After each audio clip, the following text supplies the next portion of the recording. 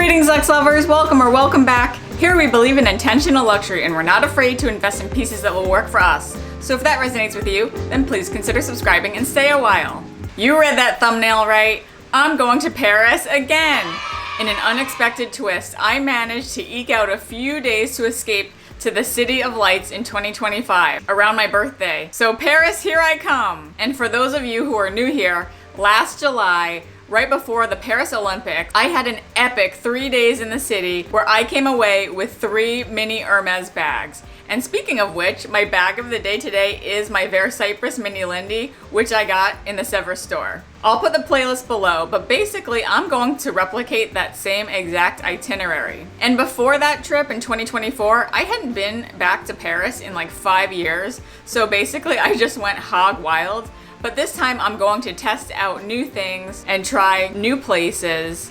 And today I'm going to share with you my game plan, my strategies, and also a few unboxings that will come in handy on my trip. And we're going to see if lightning can strike twice. So Hermes nerds out there, grab that fancy Hermes mug of tea and let's get started.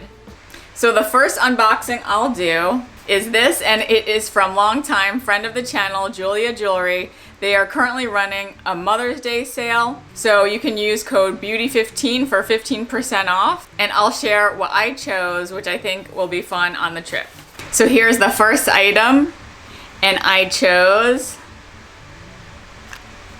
ooh, look at that! Oh, okay, so this is the lobster clasp round cut chain link sterling silver necklace. That is so pretty and very on trend, so I will put it on.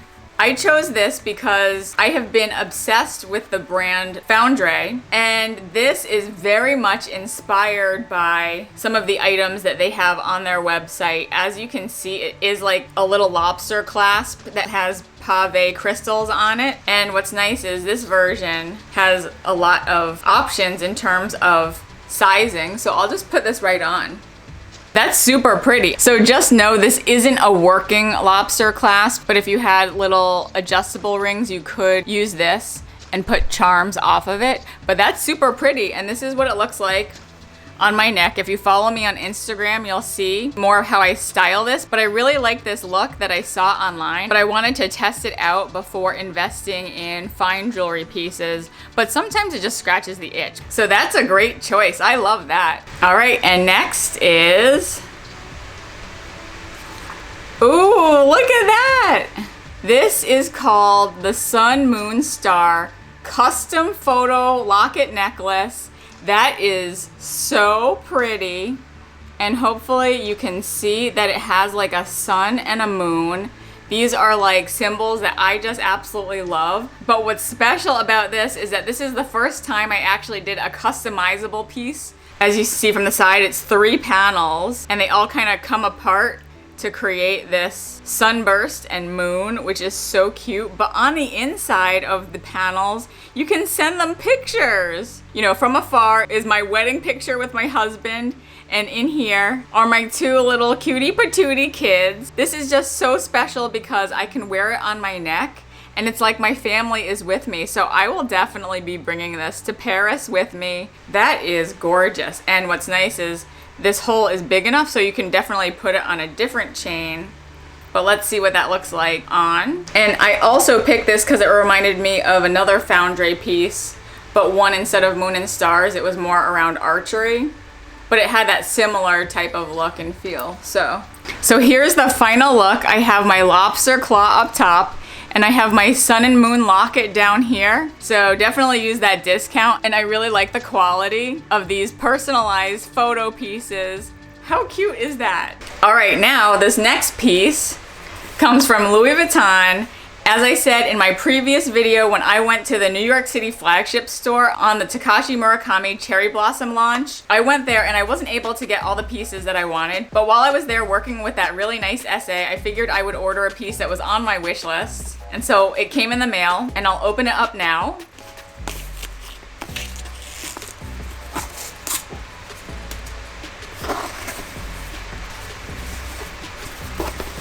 Here's that drawer box.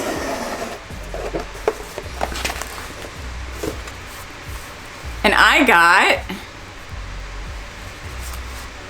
Maybe it's no surprise, but I got the Louis Vuitton passport holder from the Color Mania collection in that color, Vert Borneo. So I have this piece now. I have the Voyage Souple case.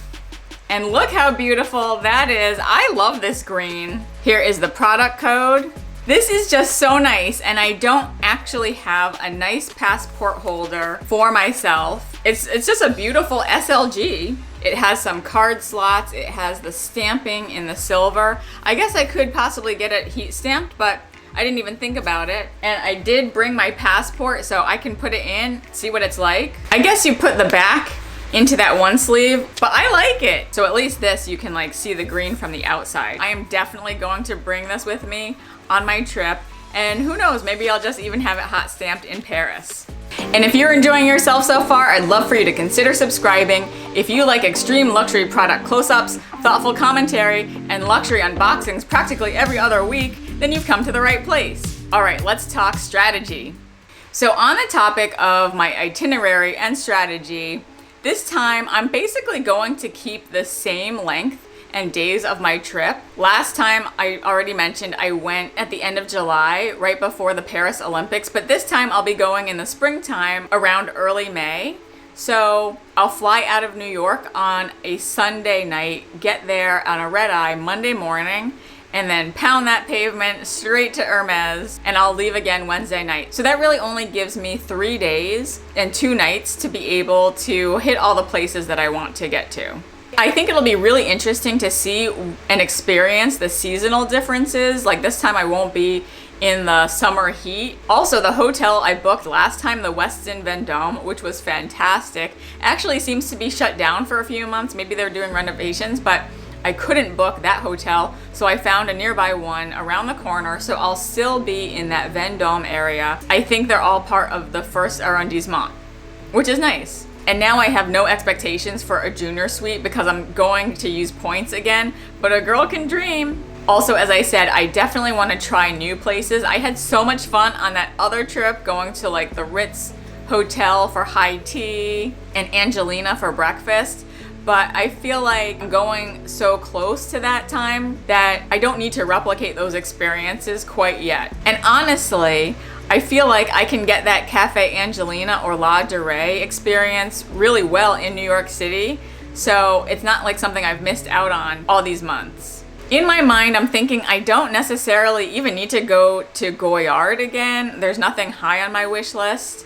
I could see myself going to Chanel at 31 Rue Cambon again. Maybe I'll check out some new pieces, and I'm definitely going to skip brands that are American, things like Tiffany & Company and David Yurman. I do want to go back to the Ritz Comptoir Bakery, as that was a really good grab-and-go type place, and their cookies were delicious. I would go back to Cafe Kitsune for their coffee, that was really good. But I don't see myself going to brands that I don't frequent as much, such as Gucci or Dior. I could possibly see myself going to a Loewe or a Celine if I have time. This time around, I'm also more interested in going to French-based retailers and brands. For example, I've heard great things about that store, Officine Officielle Bully. I'm probably butchering that name, but I've seen some vlogs about it. My friend, who also just recently went to Paris, Somehow Adulting on YouTube, went in her like previous trip and bought a comb, and since then I've been going down a rabbit hole, so I can't wait to explore that store, and I'm basically going to just buy as much as I can from there. I love the idea of personalized items,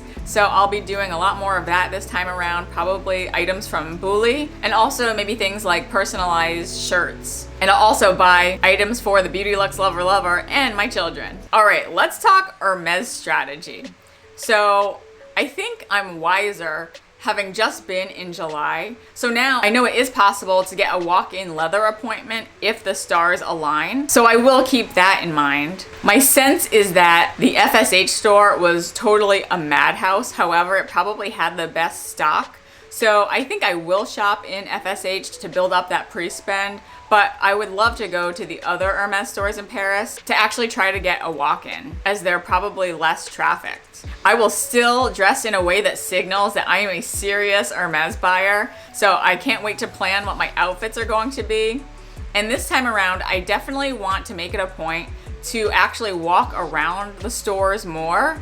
And so I don't want to have appointments before or after that will like stress me out and cut down on my time to browse. Because I only want to focus on items that are hard to get in the US, like leather items, wallets, sunglass cases. I will go back to those stores and ask for my previous essays, even though they didn't give me like their numbers or anything. I think it will go a long way if I can make contact with the same people. And when I go back to the Sevres store, I do want to explore the Petite H selection a little more. I know I've poo-pooed Petite H because I don't like the fact that you have to take a gamble when ordering online, but I think if I see the items in person, I might be more prone to purchasing from that line. And I definitely want to go to the cafe there. I can't wait to test out some more theories I have on the Hermes lottery system. Same as last time, I only have 2 shots at it. So applying Monday and applying Tuesday before I'm out on Wednesday night. But I do have some ideas that I'd like to test out.